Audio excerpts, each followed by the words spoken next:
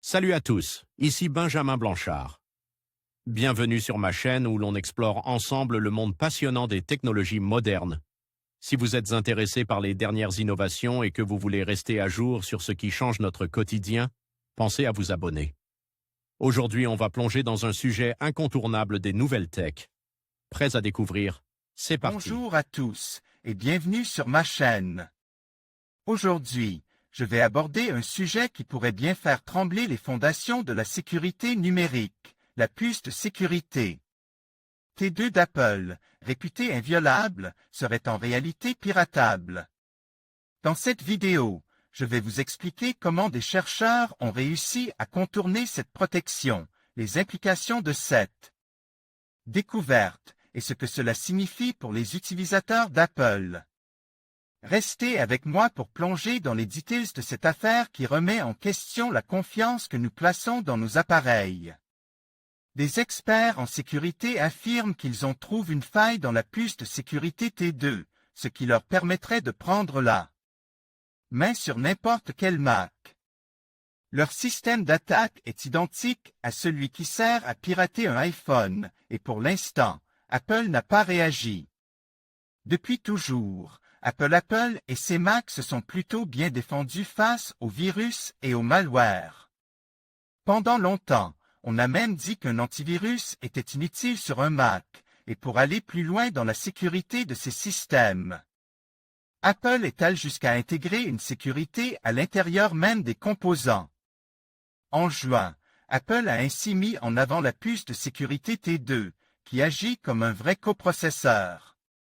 Son rôle est de sécuriser le démarrage du Mac en vérifiant chaque étape, et notamment le lancement de macOS, des disques durs et des applications. Si un composant ou un logiciel n'est pas signe, il ne pourra pas démarrer. Et comme tout se passe dans un morceau de silicium, la partie système d'exploitation et données n'est pas impactée ni mise à contribution. À titre d'exemple, c'est cette puce qui sécurisait les données du capteur Touch ID ou la webcam, et c'est en quelque sorte une version sécurisée de l'UEFI présent sur les cartes mères. L'équipe à l'origine du logiciel Chekra 1N s'est vantée d'avoir pris la main sur le plus cher des ordinateurs Apple, le Mac Pro. Ou CCF Tech une faille présente dans la puce de l'iPhone 7.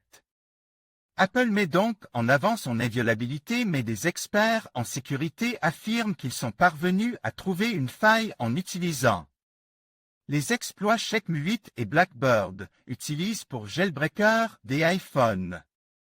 La méthode est expliquée par la société de sécurité Ironpeak, et elle profite du fait que la puce T2 intégrait un petit système d'exploitation commun aux puces iOS a dit présente dans l'iPhone 7. En clair, l'exploit Checkme 8 est là pour entrer dans la puce T2 tandis que l'exploit Blackbird est là pour contourner le message d'erreur qu'émet la puce lors d'une tentative d'intrusion. Selon cette entreprise belge, il est alors possible de concevoir un câble USB-C qui peut automatiquement prendre la main sur le périphérique macOS au démarrage. Exactement comme lorsque l'on jailbreak un iPhone, et c'est la version 0.11. 0 du logiciel de jailbreaking Chekra 1N qui prend la main sur le processus de démarrage du Mac. Apple ne répond pas. Le but, précise cette entreprise, n'est pas d'encourager le piratage de Mac récents mais simplement de prévenir Apple que sa puce T2 n'est pas inviolable.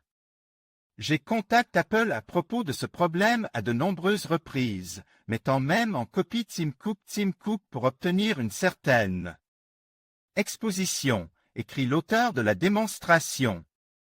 Dans l'espoir de sensibiliser davantage et une réponse officielle d'Apple, je divulgue par la présente presque tous les details. Clairement, si cette faille est bien réelle, n'importe quel pirate peut contourner la protection d'un Mac Recent avec un câble USB-C. Il suffit alors de redémarrer l'ordinateur, puis de lancer Chekra un N0.11. 0. pour accéder aux données. En cas de doute sur l'intégrité de son ordinateur, Ironpit conseille d'utiliser Apple Configurator pour réinstaller BridgeOS sur la puce T2. Le mode d'emploi est du vrai bricolage. Quant à Apple, il ne peut pas corriger la faille puisqu'elle se trouve à l'intérieur même de la puce. Il faudra donc attendre la sortie du composant remplaçant pour qu'elle disparaisse. Un jeu du chat et de la souris dont on a désormais l'habitude.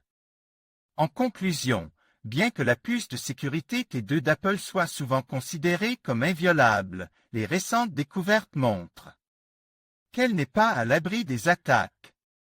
Cela soulevait des questions importantes sur la sécurité des dispositifs modernes et rappelle que même les technologies les plus avancées peuvent présenter des vulnérabilités. Il est essentiel pour les utilisateurs de rester informes et vigilants face à ces menaces.